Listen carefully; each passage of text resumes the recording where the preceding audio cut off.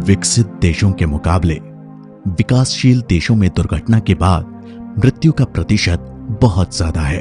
भारत में यह प्रतिशत लगभग 10 गुना ज्यादा है, जिसका सबसे बड़ा कारण है वक्त पर प्राथमिक उपचार का नहीं मिलना।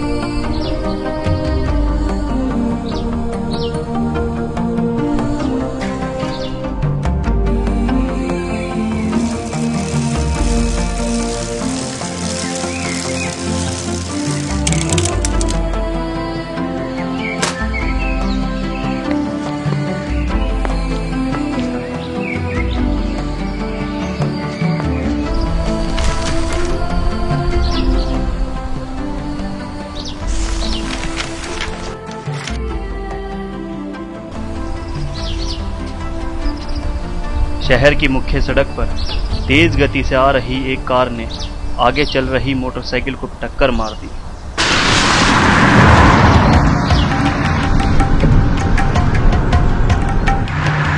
रफ्तार इतनी तेज थी कि बाइक सवार उछलकर 10 फीट दूर जा गिरा।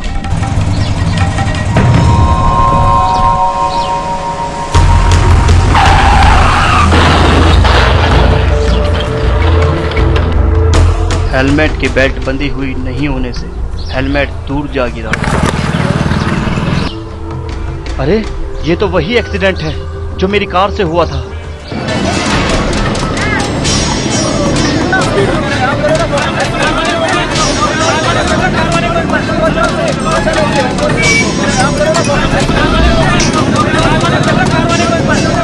अरे देखना, ये तो वही खबर है ना जो एक्सीडेंट कल अपने सामने हुआ था। हाँ यार, बेचारे को चोट तो बहुत लगी थी कल। दुर्घटना स्थल पर मोटरसाइकिल सवार का सामान बिखरा पड़ा था, जिसमें बच्चों के खिलौने भी थे।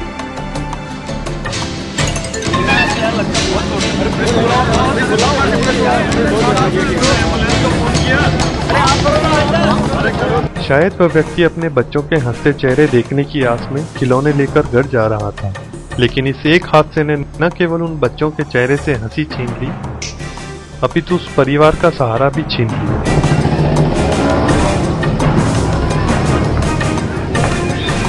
कार चालक दुर्घटना में घायल व्यक्ति की मदद करने की बजाय कार भगाकर चला गया। दुर्घटना हो जाने के बाद घायल की मदद करने के बजाय वाहन चालक भाग जाते हैं। क्यों क्यों क्यों? अरे वो आदमी बहुत तेजी से आ रहा था, उसी ने पीछे से टक्कर मार दी इसको। अरे एक बार वो कार वाला रुका भी था, फिर तेजी से भाग गया। देखना, इसके यार बहुत चोट लगी। लेकिन यार उस आदमी को इतनी चोट तो लगी नहीं थी ना कि उसकी मौत हो जाए। हाँ देखो जरा उसकी मौत का कारण क्या रहा, पढ़ो जरा खबर। हाँ, उसमें लिखा है कि थोड़ी देर में दुर्घटना स्थल पर राहगीरों की भीड़ लग गई, लेकिन भीड़ तमाशबीन की तरह तमाशा देखती रही। किसी ने घायल की मदद नहीं की। मैं वहां मौजूद था, पर मैं उसकी क्या मदद कर सकता था? क्या हम इतने संवेदनहीन हो गए हैं कि घायल की मदद करने से कतराते हैं?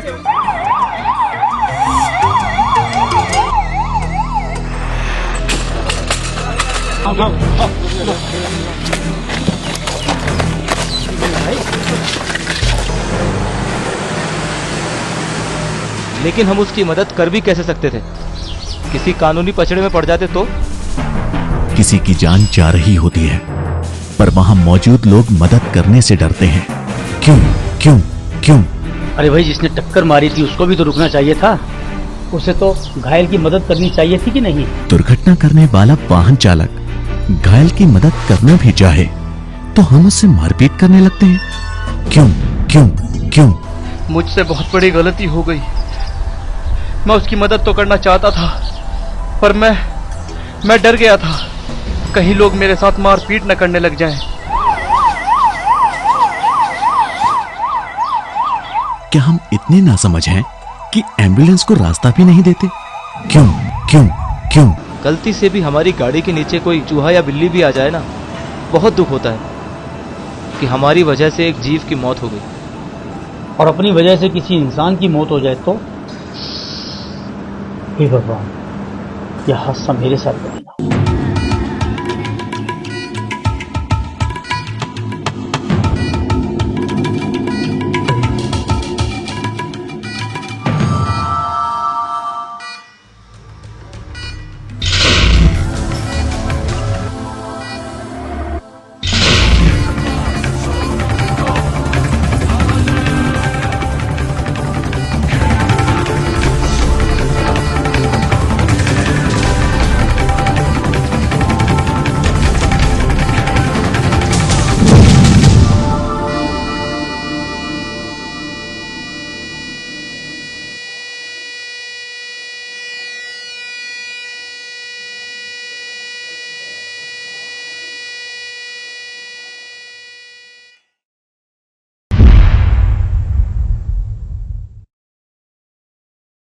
आपने मरीज को लाने में बहुत देर कर दी।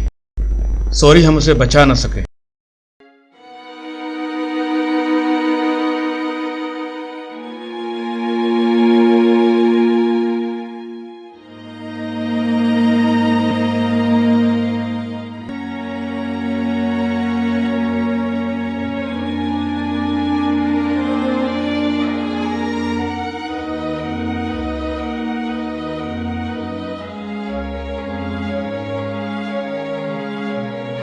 आखिर कब तक सड़क हादसों में लोग यूं ही दम तोड़ते रहेंगे?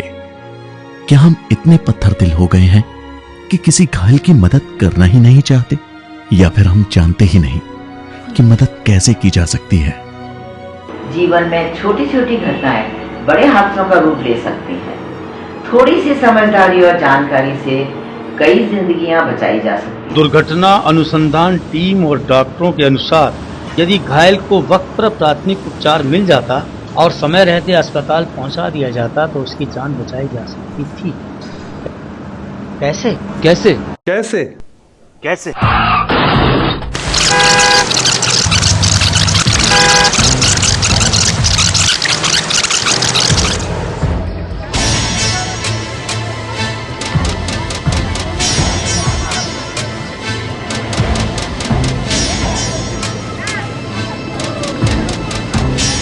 आपने टक्कर मारी इस आदमी को? हाँ, मेरी कार से। अबे देख के नहीं चला जा सकते क्या?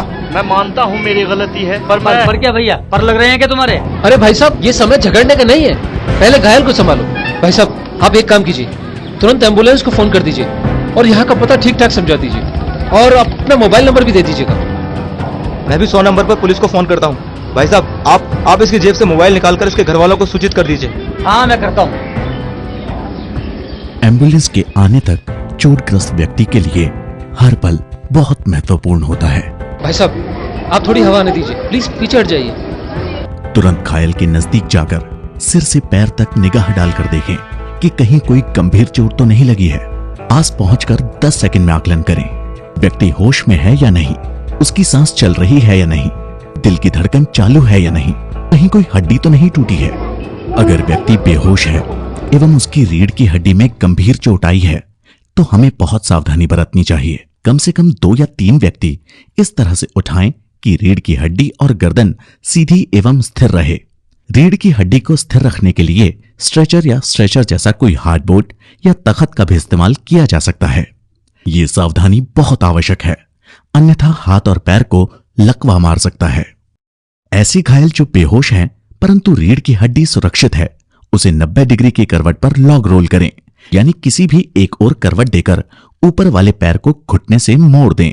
इसे रिकवरी पोजीशन कहते हैं। ऐसा करने से जुबान द्वारा रुकावट हट जाएगी, मुंह से खून व थूक स्वतः ही बाहर निकल जाएंगे और सांस की प्रक्रिया सही तरीके से चलती रहेगी। इस जानकारी के अभाव में लोग घायल को सही तरीके से अस्पताल नहीं पहुंचा पाते हैं एवं सांस का रास्ता रुक जाने की वजह से घायल दम तोड़ देते हैं। बेहोशी शुरू होते ही व्यक्ति की जीभ मुंह में पीछे की ओर तालू पर जाकर लग सकती है, जिससे सांस लेने में रुकावट पैदा हो सकती है। तुरंत मुंह खोलकर सिर को पीछे की ओर करें व ठोड़ी को आगे की ओर लेकर जबड़े का निचला हिस्सा ऊपर की ओर उठाएं। ऐसा करने से जीभ से उत्पन्न सांस की रुकावट दूर हो जाएगी। किसी एक व्यक्ति को दोनों पैर 1-1.5 फीट ऊपर उठाकर पकड़े रहने के लिए कहें। इससे पैरों का शुद्ध खून मस्तिष्क की ओर जाएगा और उसे अधिक ऑक्सीजन मिलेगी। हड्डी टूटने पर शरीर के दूसरे अंग को भी स्थिर करने के लिए काम में लिया जा सकता है। जैसे पैर की हड्डी टूटने पर दोनों पैरों को बांध दें या फिर कमठियों का प्रयोग भी किया जा सकता है ताकि हड्डी को स्थिर रखा जा सके। भाई साहब, अरे इतनी जोर से चुटकी लेने पर भी रिस्पॉन्ड नहीं कर रहे हैं। मुझे इनकी सांस चेक करनी पड़ेगी। अरे इनकी तो सांस ही नहीं आ रही है। लगता है दिल और सांस दोनों बंद है। अगर दिल की धड़कन रुक जाए तो 3 मिनट में मस्तिष्क एवं फेफड़ों द्वारा सांस की प्रक्रिया भी रुक जाती है और व्यक्ति को मृत घोषित कर दिया जाता है। दिल एवं फेफड़ों को फिर से चालू करने की प्रक्रिया को CPR यानी कार्डियोपल्मोनरी रिससिटेशन या CPBR यानी कार्डियोपल्मोनरी ब्रेन रिससिटेशन कहते हैं। ये एक जीवनदायिनी प्रक्रिया है। भाई साहब, आपको मेरी हेल्प करनी पड़ेगी। इन्हें CPR देना पड़ेगा। दीजिए साहब। CPR देने के लिए दोनों फेफड़ों की पसलियों को जोड़ती हुई स्टर्नम बोन के बीचों बीच हथेली पर हथेली रखकर बिना कोहनी मोड़े 1.5 से 2 इंच तक लगातार 30 बार दबाव डालें। 1 2 3 4 दबाव डालते हुए इतना अंतराल रखें कि फेफड़े दबें, फूलें और फिर दबें। जैसे 1 and 2 and 3 and 4 and 5 ऐसा 30 तक करें। साथ ही मुंह पर पतला कपड़ा या रुमाल रखकर मुंह से मुंह लगाकर नाक बंद करके 2 बार सांस फूंकें। 1 बार सांस देकर अपने मुंह में ऑक्सीजन भरें और फिर सांस दें। 1 मिनट में 8 से 10 बार सांस और 100 बार दिल पर दबाव लगातार बनता रहे। ये प्रक्रिया एम्बुलेंस या चिकित्सक के आने तक लगातार जारी रखें। 21, 22, 23, 24, 25, 26, 27, 28, 29, 30।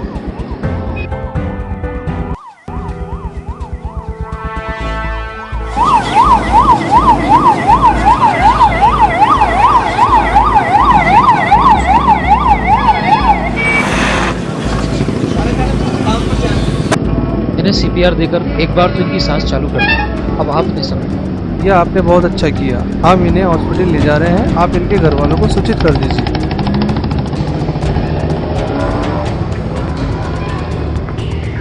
आवश्यक हो तो CPR की प्रक्रिया एम्बुलेंस में भी लगातार जारी रखें। Emergency cases please side.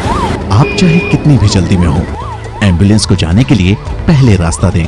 सर्वोच्च न्यायालय के निर्देशानुसार दुर्घटना का कारण बने वाहन चालक का कर्तव्य है कि तुरंत घायल को निकटतम अस्पताल या चिकित्सक तक पहुंचाए। भारतीय कानून के अनुसार पुलिस के आने से पहले या FIR दर्ज होने से पहले डॉक्टर द्वारा गंभीर घायल को तुरंत सहायता उपलब्ध करानी चाहिए। दुर्घटना स्थल पर मौजूद किसी भी अन्य व्यक्ति द्वारा घायल को अस्पताल पहुंचाने पर जब तक वो स्वयं न चाहे किसी कानूनी प्रक्रिया में शामिल होने के लिए मजबूर नहीं किया जा सकता। अगर आपकी मदद से एक भी जान बच जाती है तो ये किसी भी पूजा, आराधना, इबादत से बड़ी है। डॉक्टर साहब, अब वो कैसे हैं? घबराने की कोई बात नहीं है, खतरे से बाहर हैं और सब ठीक हो जाएगा। आपका बहुत बहुत शुक्रिया डॉक्टर साहब। शुक्रिया उस व्यक्ति का अदा करें जिसने इनको सही वक्त पर फर्स्ट एड दी, वरना देर हो जाती तो हम भी कुछ नहीं कर पाते। हमारे पूरे परिवार की दुआएं उसके साथ हैं। भगवान उसे खूब खुशियां दे। वो आदमी नहीं, फरिश्ता है। उसने एक जीवन नहीं बल्कि पूरे परिवार को बचाया है। ये सब ऐसी बातें हैं जो हर एक को सीखनी चाहिए, तभी तो कायम रह पाएंगी खुशियां। हम सब सीखेंगे ये जीवनदायिनी प्रक्रिया।